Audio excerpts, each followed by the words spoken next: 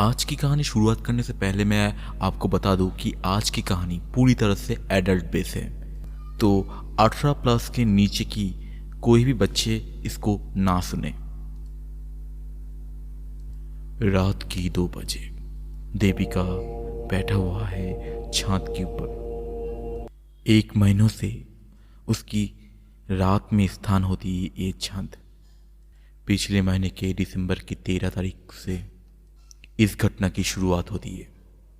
प्रमोद के साथ शादी के बाद जब उसकी शादी हुआ था तब क्या पता था उसको कि शादी के बाद हर रोज उसे रात में छत पे बिताना पड़ेगा, वो भी अकेला।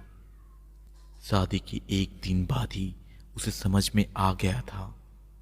उसे पता चल गई थी कि उसकी पति की जो शारीरिक चाहिदा है वो किस तरह से है। लाइफ में फर्स्ट टाइम किसी पुरुष की स्पर्श पाके वो कुछ चौंक गए थे कि क्या हो सकती इस तरह की घिनौनी हरकत। उसकी पति की सेक्सुअल टॉर्चर से बचने के लिए छत पे भाग के आ गया था और आकर छत की दरवाजे पूरी तरह से बंद कर दिया था। जब सुबह उसने उसके हस्बैंड को देखा तो वो तो अचंभित हो गया। उसने देखा कि उसकी पति एक सेक्सुअल सेटिस्फेक्शन लेकर सुबह उसके साथ बिहेव कर रहा था और ये देखकर वो अचंभित हो गया और असली बातें समझने में उसे बहुत देर हो गया कि क्या चल रहा था। मैं तो घर से बाहर था तो फिर इसकी आंखों में इतनी सेटिस्फेक्शन कैसे हो सकता है। हर रात वो छत पे बिता रही है पर उसकी हस्बैंड हर रात सेक्सुअल सेटिस्फेक्शन ले रहा था। किसके साथ? एक रात उसने धीरे धीरे अपने घर पे आया और घर की होल से उसने देखा एक लड़की उसकी हस्बैंड की जांघों पर बैठा हुआ है।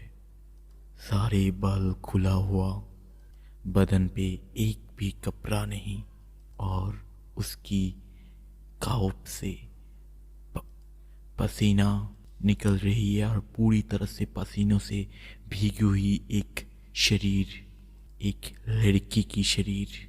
जब वो लड़की पीछे मुड़ी तो उसके सामने वो खुद उसकी हस्बैंड की मुंह पे एक सेक्सुअल सेटिस्फेक्शन की हंसी हंस रही थी और देवी इसको देखकर नशे में झूमती हुई नशेड़ी की तरह डगमगाती हुई पैरों से छत के ऊपर आके बैठ गया। उसे कुछ भी समझ में नहीं आ रहा था। रात की अंतिम पहर में और कुछ ही देर में सूरज उठने वाला था। इसी टाइम पर उस समय उसके कानों में किसी ने बोला, शरीर और इस दुनिया को तो मैं छोड़ सकती हूँ पर मैं कभी तुझे नहीं छोड़ूंगा। तुझे कभी भी किसी भी चीज़ की तकलीफ मैं होने नहीं दूंगा क्योंकि मैं तो तेरी बड़ी बहन हूँ ना, तू तो मेरी छोटी बहन है।